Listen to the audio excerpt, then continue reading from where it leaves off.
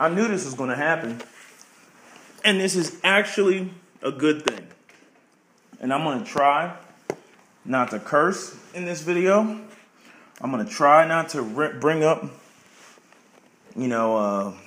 race and the racial politics of gun control in this country and the history and the legacies and all this stuff, all the stuff that nobody wants to talk about that just makes me angry, that's in the background. And, people, come up with their superficial explanations as to why things are the way that they are, and they're just being as intellectually dishonest as they can be. So I'm going to try to clean it up just for this video so that it reaches more people and a wider audience, and it's not just me going on a rant and really laying out what all this means. Okay, so I'm reading an article. It's on what is this? Yahoo News, news.yahoo.com. And this is coming from, I don't know what the heck AP News is, but anyway, this is written by Ben Knuckles. And this says, D.C. leaders propose concealed handgun permits. Right? So basically the judge, that smacked down the whole carry laws in D.C., said, you have 90 days to basically come up with some laws. And I knew D.C. was going to do this. This is the problem with the laws that exist in, what they're going over in San Diego right now. Even though the Ninth Circuit Ward smacked down all the restrictions, I heard that they filed for appeal or something like that. This is the problem with Maryland. This is the problem with New Jersey. And this is the problem with New York. Now, I don't even know why Illinois didn't try to do that. I guess they couldn't do it because they had a complete ban. But yet D.C. is doing what if Chicago really wanted to do it, like the route that they should have went in order to be anti-gun, right? They should have done exactly what D.C. is trying to do now, which is simply go to a may issue a state. Okay, like the may issue clause. Now, most of the states around the United States have a shall issue clause. Shall issue means that if you apply for a permit and you're not a criminal, and some states you have to take safety classes, other states you don't. But if you apply for a permit, you have no criminal history, you have no reason for them to deny you, no domestic abuse, no, criminal mischief or, other things. It depends on the state. Then they issue you a permit and you can carry your gun concealed, which is the way that it is for the majority of America, except for the blue states. Okay? When you look at a map, it's all red in the middle, and then it's blue in the corners, and then that's where you can't carry. Right? And you already know how I feel about that and the racial politics about that, so I'm not going to get into that. Okay? But essentially what D.C. is doing is D.C. is going to this whole may issue, not shall issue, may issue, and may issue is followed by, and this is how vague, nebulous, and ambiguous this is. It has this justifiable need clause or good cause, right, which was what got smacked down by, I believe it was the Ninth Circuit Ward in California, right? And there's been several challenges, to this whole shall issue, concept. Or may issue concept. I'm messing it up in my head. May issue concept, right? I understand states' rights and states have a right to regulate and all that other stuff, right? We understand the Constitution, right? The Articles of Confederacy and all that. We understand that, okay? But without the Supreme Court making a decision that the right to bear arms extends not beyond the scope of your front door, then what New York is doing, what New Jersey is doing, what California is doing, and what D.C. is now doing threatens the Second Amendment.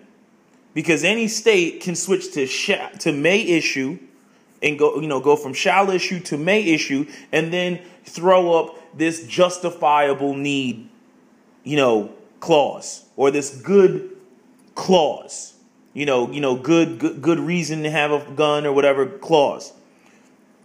And the problem with it is, like in New Jersey, there's no outright ban on carry concealed or handguns on the books. But in practice, it's a ban because essentially nobody has a concealed carry permit except for law enforcement and people who either know a judge or are sleeping with a judge, or in the extreme cases where they really can't be denied, but even that's tentative. Because there've been cases where women have been, assaulted, or they have a stalker and even they got denied. Or you have people who own stores and they're walking around with thousands of dollars on their person and they have been denied. And these are some of the people who have gone, to the Supreme Court with class action lawsuits. I don't even know if it would be categorized as a class action lawsuits, but let's just say it is. You got people, they have a grievance, they're all being denied for whatever various reasons, and they think that their reason should be good enough. With this said, this is the loophole, right? Everybody wants to talk about the gun show loophole. This is the loophole in the whole anti-gunner, way of keeping people from being able to carry concealed. Okay, this is the loophole by making it a may issue and then having the weak definitions of what is justifiable need or what is good cause. Okay, because essentially say, your reason's not good enough. Well, we don't like your reason, not good enough. You can't carry conceal.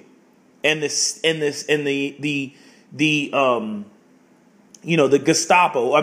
the police, they get to determine whether you get the permit or not. And so they can sit there and say you didn't give a good enough reason, but it may be because of your race, or it may be because you don't live in a certain demographic, area that appeals to them, or it may be because you don't like, or know the right people. Okay, it may be a whole host of reasons that you'll never be able to prove because they can just arbitrarily say that your reason, your justifiable need was not good enough, right? If self-defense in and of itself is not a good enough reason why do people carry firearms? People carry firearms to defend themselves. If self-defense is not a good enough reason, right, to issue a permit for somebody, even if you're going to have what's your reason for carrying a firearm? Well, then that defeats the whole purpose of why people would have guns in the first place, to defend themselves. Law-abiding people having guns in the first place to defend themselves. Nobody's saying, hey, I want a gun so I can rob a bank. Hey, I want to carry a gun everywhere I go so that I can, hold up a liquor store. No, I'm carrying a gun because I want to be able to defend myself because there's no telling when and where something might happen. Okay? There's no telling. If that were the case, then, mass shootings wouldn't happen. If that were the case, then, carjackings, other violent crime, random violent crime would not happen. Where you're just in the wrong place at the wrong time, or somebody's in a desperate situation or a desperate mode, and you just so happen to be the target that day. So, anyway, let me read what this says. Residents of the nation's capital will be able to get licenses to carry concealed handguns outside the home, but only, and this is basically New Jersey to the T, only after they provide a specific reason for needing one, officials said Wednesday. Mayor Vincent Gray and other city officials said they plan to propose legislation that would make the District of Columbia similar to half dozen states, including Maryland, where residents can be denied a concealed carry permit if they can't show a need for one. The Supreme Court declined to hear a challenge to Maryland's law last year. They also declined to hear the challenge from New Jersey. The district court the district is seeking to let the police chief decide. Wait, hold on. I skipped a part. In July, a federal judge struck down the district's ban on carrying handguns outside the home. The judge put his ruling on hold to give the city time to rewrite its gun laws. The district is seeking to let the police chief decide whether people have a reason to carry a concealed firearm. An official said living in a high-crime neighborhood would not be sufficient reason to obtain a permit. Now, let's face a reality, and I don't want to bring up race, but who disproportionately lives in high crime areas due to the lack of economic opportunities and the poverty and the systemic institutionalized racism and all that other stuff? Black people, right? DC is pretty much a black city, okay? And I want you to think about, right, what they're saying here, because you remove self-defense as being a good reason for you to have, basically a concealed carry, firearm or a firearm on your person. You remove that, and then to add insult to injury, even if you live in a high crime area where you are more likely to be attacked, you are not allowed to have a firearm, because that is not a good enough reason. So self-defense is not a good enough reason, and then self-defense with the heightened risk of being attacked, you're not allowed to have a firearm. You know what's so funny about that? Because they'll make the argument that DC is full of federal buildings, and DC, this is a special situation because it's a special city with politicians and diplomats and everything else, and it's special. And so we have to make sure that, people carrying, guns in the public, that doesn't affect, the politicians and the diplomats and everybody else that's walking around, because it's DC, it's this nation's capital. It's a heightened sense of security, right? But I'm saying that same logic isn't applied to a law-abiding citizen who just so happens to live in an impoverished area for whatever circumstances, generational poverty, not making enough money, going to work every day, got 2-3 jobs, but hey, just like Shannon Allen, which is the woman who came into New Jersey, just like Shannon Allen, working 2 jobs to try to make ends meet. Not everybody who lives in a high crime area or who lives in near poverty, is a bad person. A lot of these people are the very people who would need firearms to defend themselves. A lot of these people, if the law-abiding people were carrying in these high crime areas, I can guarantee you that a lot of the crime would go down. Okay? But the logic doesn't seem to go in that direction. The logic goes, oh, well, this is DC, and this is a special set of circumstance, and this is a special environment, and it's a special, because we got all these special federal buildings around, and it's a special situation. But yet it's not a special situation for somebody to want to carry a gun and defend themselves when they live in a high crime area where they are most likely to be attacked. Most likely to be the victim of crime, right? Everybody runs around and screams, oh, black on black crime, black on black crime. But here, when you got a person that, most of the time in that environment are going to be black, and they're going to be looking for a permit to protect themselves, law-abiding, no criminal, most of these people should be commended, should they not? Right? Because, they're living in this high crime area, and you made it to 25 without getting yourself killed, or you made it to 25 without committing a crime in a high crime area. Oh man, the number of negative influences that must have been impacting you. Oh wow, you must really be a good American citizen. But no, it doesn't play out like that.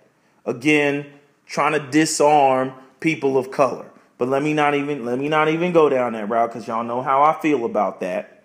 So, an official said living in a high crime neighborhood would not be a sufficient reason to obtain a permit.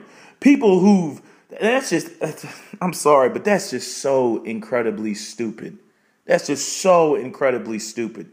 People who've received death threats or have been victims of domestic violence are among those who could be granted permits. So let me get this straight. I got to wait for somebody to at least attempt to try to kill me, make a threat to kill me, or be the victim of a domestic dispute, which right off the top is sexist. Right off the top, that's sexist, because that just assumes that, oh, well, if a woman wants to defend herself because she's living in a house with a man that's assaulting her or beating her, that she needs to have what? A firearm in the house where the person that's beating her has access to it. Not to mention, acts like women can't commit violent acts of crime when women are, I don't know why we have this protective stuff for women, because if you look at the statistics, women they're like a drop in the bucket when it comes to all violent crimes. Men are the number one victims of all violent crimes. Okay? Men, with the exception of rape, okay? They are the number one victims of violent crime. But we don't see any, protection acts to protect men. And, if men attack other men, you go to prison or you go to jail even longer because, you're a man, But that, let me not even get into the whole sexist thing. But did y'all see the recent case in New Jersey? Right? Where in New Jersey, if you have a domestic situation in the house, right? And you just pick up on the assumptions here. If you have a situation of domestic violence in your house in New Jersey, the assumption is that the firearms are owned by the man, right? That's the assumption. Okay, well, there was a case in New Jersey where a man was beat up by his wife, right? Police came, got involved. Okay, she assaulted him. She was charged with assault. She was arrested and taken off to jail.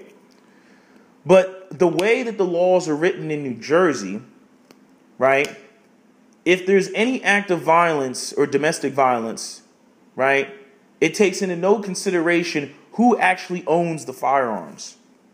So because she committed the act of violence against her husband, the firearms, they came to his house. They tried to take his guns. He said, "You're not taking my guns. They're locked in a safe anyway." The police went and, took blow torches or whatever they used, the jaws of life, to open up this man's gun safe, which again, his wife may be in the house, but she doesn't have access to the guns in his safe. Okay? And they removed the guns from the safe because I guess they thought it was keeping him safer. But do you think that they were really concerned about keeping him safe? No, they weren't concerned about keeping him safe. They were going by, they used it as a justification and a reason to remove guns from the home. So even though the law, as I believe, it was originally designed to make sure that if a man had a gun and he slapped his wife, that the guns would be removed from the house so that he wouldn't eventually kill his wife. Right? But here you have a situation where the woman is beating on the husband. The husband, he's got his guns locked up in the safe, and the police still come and remove the guns from the house that she does not have access to. You see how insane these gun laws are? Insane. Okay? So in other words, continuing, you either have to have somebody threaten you, you have to be attacked, or you have to be the victim of domestic violence, to satisfy all the to satisfy all the feminists out there. It has to, and this is Attorney General Irvin Nathan. It has to be personalized. It has to be something specific.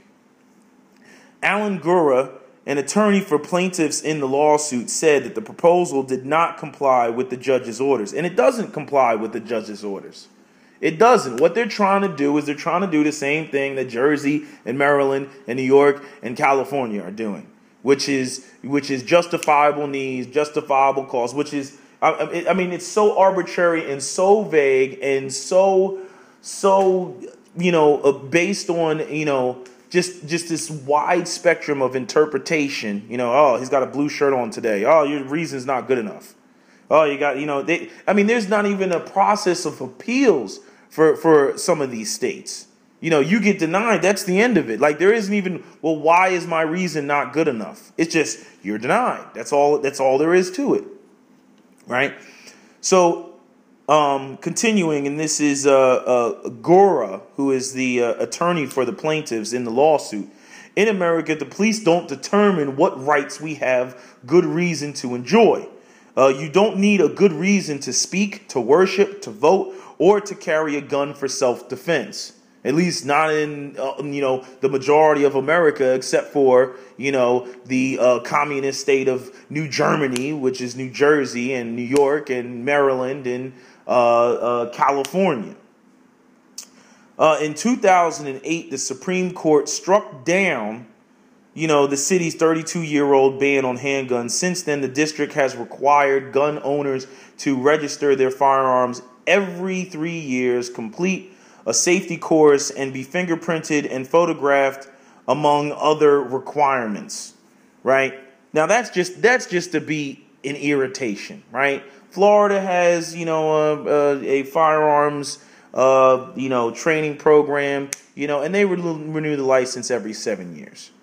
Why do you need to renew every 3 years? So we can get a good look at you. So we can make sure that you didn't commit any crimes in those 3 years. Well, if you commit a crime, how about you commit a crime and then the police see if you have firearms, right? Which they're going to know, because I'm sure there's going to be some registration process in DC, right? Because isn't there already one, right? All the handguns are registered. So the city already knows who has a gun.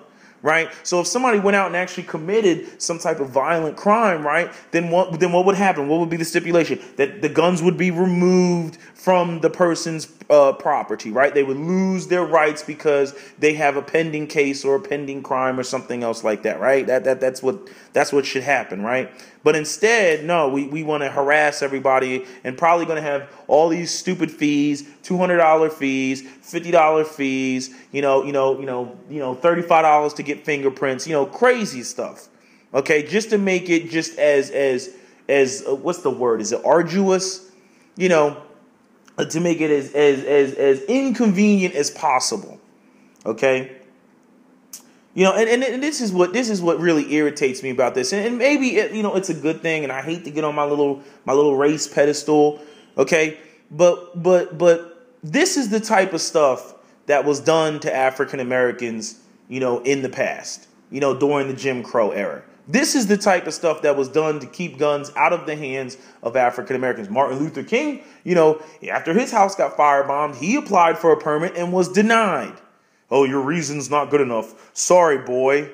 Your reason's not good enough. And now this is essentially happening to, not just black people, not just minorities, but essentially happening to everyone, including white people.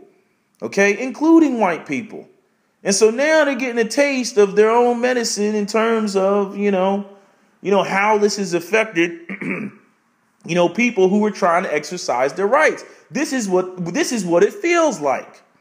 Okay? When you're being denied and it's the state that's doing it and there's essentially nothing you can do about it but protest and march. Where am I at? The concealed carry requirements, which the D.C. Council will vote on next week, would be even more restrictive. Those seeking a concealed carry permit would have to complete a more extensive safety course than what's required for gun owners. Non-residents would also be able to get licenses if they meet the same standards. Open carrying of firearms would remain illegal under the proposal. Which, I agree with not having open carry in an urban environment. That's just me. I think it's tactically stupid to have open carry.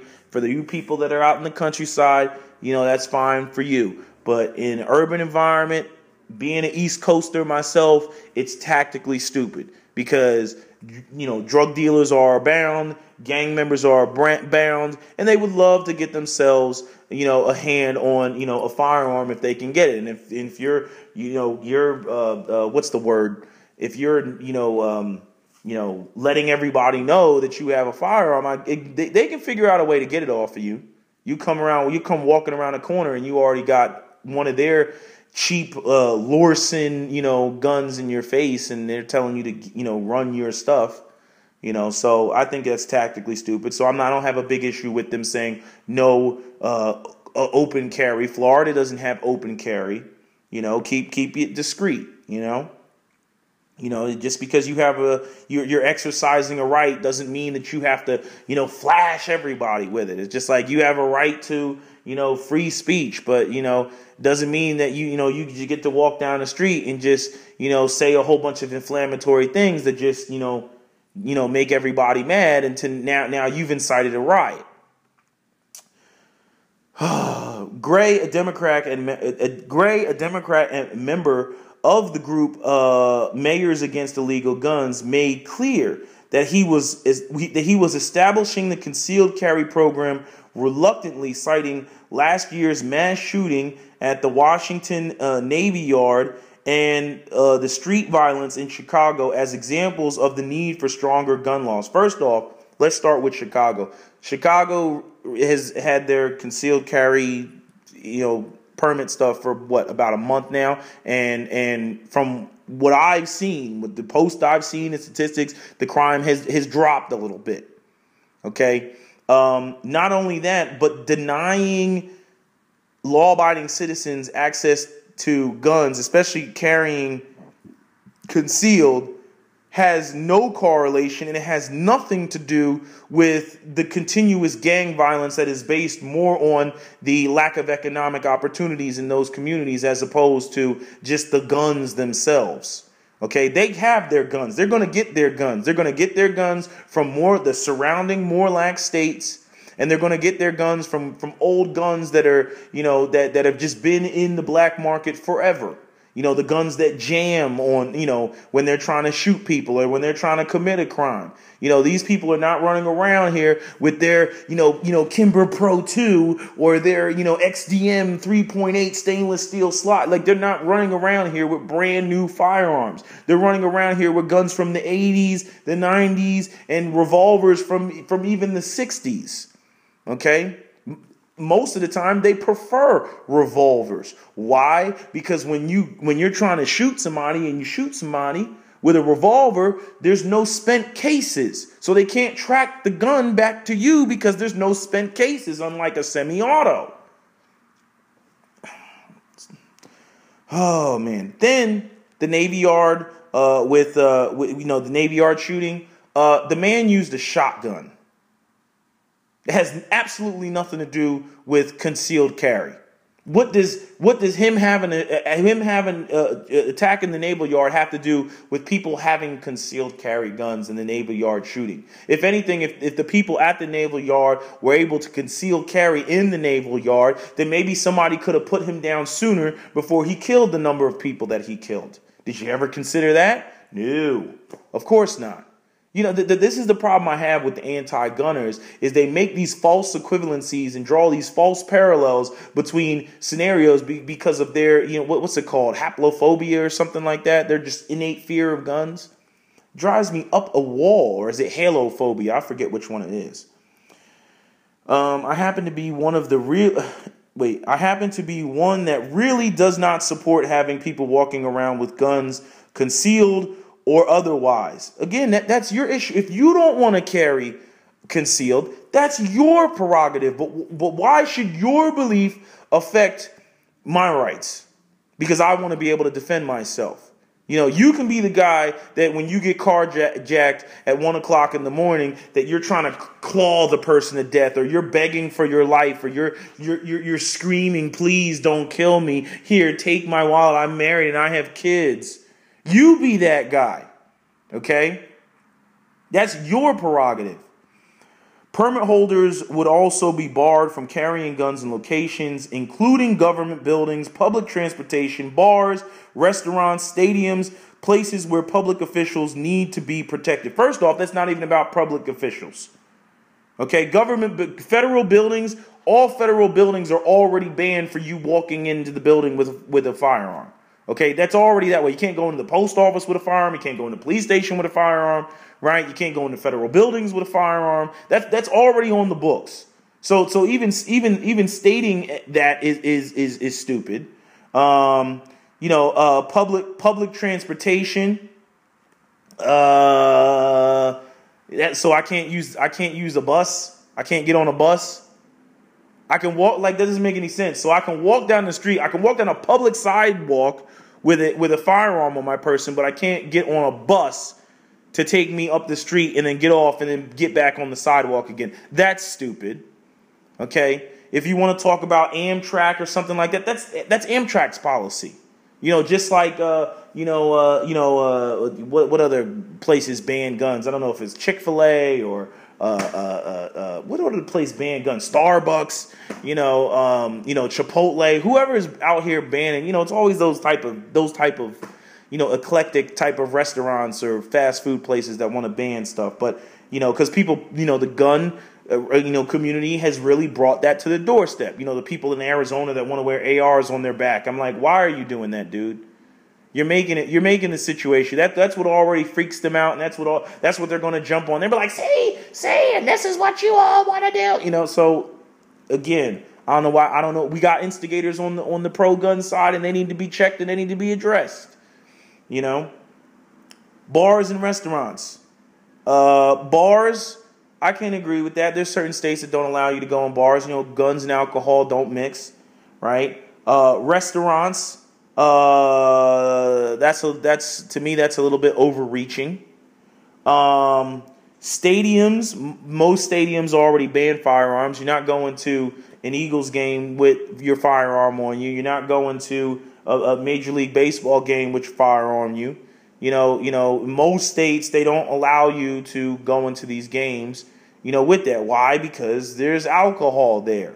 Right, and we are, fans fighting and stuff like that. That's not a good combination. So you can't come in. You can't come in there. Oh, okay, I can't go into a baseball game without my firearm. Whoop-de-doo. But I can go other places where I normally go. Right, I'm not going there to go tailgate or anything else. Right, places where public officials need to be protected. Now, see that I don't like that because that's just vague as vague can be. You can ban the firearms in federal buildings, but the idea that you're going to ban every place, because you're a city that has federal buildings in it, I'm like, get out my face with that. Early this year, federal appeals court struck down California's requirement for residents to must show they faced a clear and present danger to receive a gun permit. Although the ruling is on hold pending an appeal, Gora said that the judge in the district's case followed the logic of that ruling, which found that residents only need to show a desire for self-defense. The other states where residents must show reason to get a permit are Hawaii, Massachusetts, I missed that one, New Jersey, New York, and he didn't put Maryland in here, but Maryland is the other one. Okay? And I can tell you, New Jersey does not give them out. There isn't a single person I know that has a permit in New Jersey, unless they're law enforcement. Which, technically speaking, that's not even a concealed carry permit. They shouldn't even qualify it as one because there's like a special exemption that's put in there that, once you retire as a police officer or even when you're off duty, you can carry. I mean, it makes sense. They're police officers. People know who they are. They know they're police. You just arrested that guy and then he catches you at the Denny's. No. Of course, police officers should be able to carry at all times. That goes without saying, but the New Jersey's law was so ridiculous and so strict that they actually had to write that in there. Unbelievable. Anyway, that's my video. That's all I have to say. I hope this is one of my videos that does circulate because, this is, you know what? Let me say this. I'm actually glad that DC is trying to do this. because all that's going to do is bring more light and more heat to the whole situation of forcing the Supreme Court to actually define whether the rights of the Second Amendment extend beyond the home. Because what Massachusetts is doing, what New York is doing, what New Jersey is doing is precisely the weapon that they use to destroy the Second Amendment in these states. Justifiable need.